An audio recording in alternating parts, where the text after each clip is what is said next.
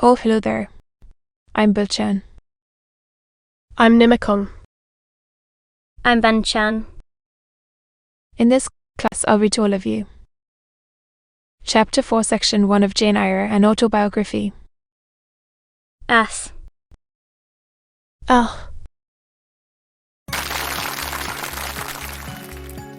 Jane Eyre, an Autobiography. Brontë.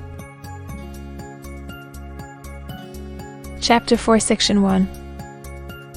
From my discourse with Mr. Bate, and from the above-reported conference between Bessie and Abbott, I gathered enough of hope to suffice as a motive for wishing to get well. A change seemed nearly desired, and waited it in silence. It hurried. However, days and weeks passed. I had regained my normal state of health, but no allusion was made to the subject over which I brooded. Mice. We'd surveyed me at times with a severe eye, but seldom addressed me. Since my illness, and children, appointing me a small closet to sleep in by myself, condemning me to take my meals alone, and pass all my time in the nursery, while my cousins were constantly in the drawing room. Not aunt, however, did she drop about sending me to school. Same roof with her, for her glance, now more than ever, when turned on me, expressed an insuperable and rooted aversion. Eliza and Georgiano, evidently acting according to orders, spoke to me as little as possible. John thrust his chin in his cheek whenever he saw me, and once attempted chastisement, but as I instantly turned against him, corruption before, he thought it better to desist, and ran from me uttering execrations, and vowing I had burst his nose, could inflict. And when I saw that either that or my look daunted him, I had the greatest inclination to follow up my advantage to purpose. But he was already with his mamma. Eyre had flown that in like a mad cat. He was stopped rather harshly. Don't talk to me about her. Dan, I told you not to go near her. She is not worthy of notice. Eyre, leaning over the banister, I cried out suddenly, and without at all deliberating on my words. Mice. Weed was rather a stout one. But, on hearing this strange and audacious declaration, she ran nimbly up the stair, swept me like a whirlwind into the nursery, and crushing me down on the edge of my crib, laid me in an emphatic voice to rise from that place, or utter one syllable during the remainder of the day. What would Uncle Reed say to you? If he were alive, was my scarcely voluntary demand. I say scarcely voluntary. Utterance.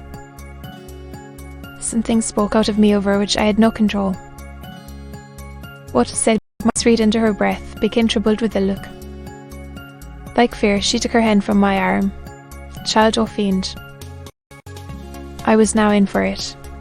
Heaven and King see all you. Do and think, and Mamma, they know how you shut me up.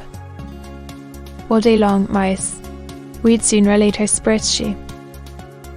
Shook me most soundly both my ears, and then let me without. Oh, I'd. Tis by a homily of an hour's length doubt that I was the most regret and abandoned child ever reared under a roof. I have believed her at my breast. November, December, and half of January passed away. The New Year had been celebrated at Gateshead with the usual. Festive cheer had been interchanged, dinners and evening parties given. From every arrangement I was, of course, excluded Tilly Burling of Eliza and Georgiana, and seeing them descend to the drawing room dressed out in thin muslin frocks and scarlet sashes, with hair elaborately ringleted, and afterwards below to the passing to and fro of the butler and footmen, the jingling of glass and china as refreshments were ended of conversation. As the drawing room door opened and closed, when tired of this occupation, I would retire from the stairhead to the solitary and silent nursery there. Though somewhat sad, I was not miserable. To speak truth, had not the least wish to go into company very rarely noticed. And if Bessie had but been kind and companionable, should have deemed it a treat to spend the evenings quietly with her, of passing them under the formidable eye of my Swede, full of ladies and gentlemen. But Bessie, her young ladies' kitchen and housekeeper's room generally wearing the candle along with her, sat with Mydel on my knee till the I got low occasionally to make sure that nothing worse than myself haunted the shadowy room. When the embers sank to dull red, I undressed hastily, knots and strings as I best might in my crib. To this crib I always took my doll, most of something, and in the dearth of worthier objects of affection, I contrived to find a pleasure in loving and cherishing a faded graven image, shabby as a miniature. Stroker. Since 30 I doted on this little toy sensation. I could not sleep unless it was folded in my nightgown when it lay there safe and warm. I was comparatively happy to be happy likewise. The company, and listened for the sound of Bessie's step on the stairs sometimes. She would come up in the interval to stick her thimble or her scissors. 2. Would sit on the bed while I ate it. Finished, she would took the clothes round me, and twice she kissed me and said, "Good night, Miss Jane." One thus gentle to me, the best, prettiest, kindest being in the world, wished most intensely that she would always be so pleasant and amiable, push me about, or scold, or task me unreasonably, too often one to do.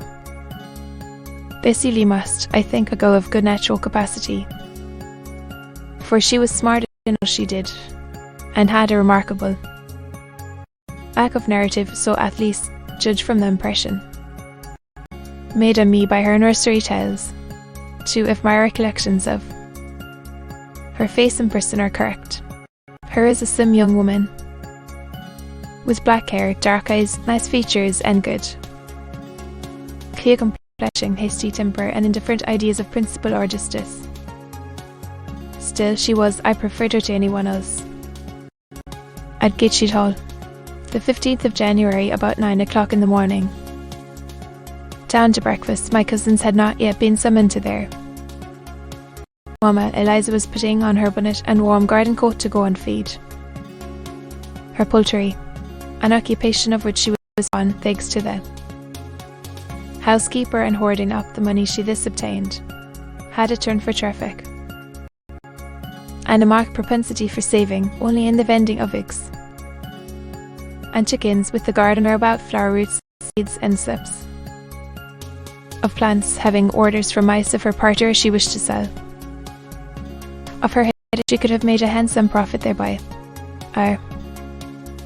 Money she first secreted it in odd corners, or in old coal paper. Housemaid Eliza, fearful of one day losing her valued treasure, entrusted to her mother sent, but which interest she exacted every quarter, but with anxious accuracy. Georgiana sat on a high stool, the glass, and interweaving her curls with artificial flowers and faded feathers, which she had found a store drawer in the attic, making my bed. She returned for Bessie, now frequently employed me as a sort of under nursery maid. Tidy the room, dust the chairs, and folded my nightdress, and doll's house furniture scattered there, playthings learned for the tiny chairs, and Mirrors, the fey plates and cups were her property to stop my proceedings. And then, for lack of other occupation, I fell to breathing on the frost flowers with which the window was fretted the grounds first. From this window were visible the porter's lodge and Carriage Road, room 2. Look out through. I watched it ascending the drive with indifference. Gate sheet, but none of her brought visitors in whom I was interested in.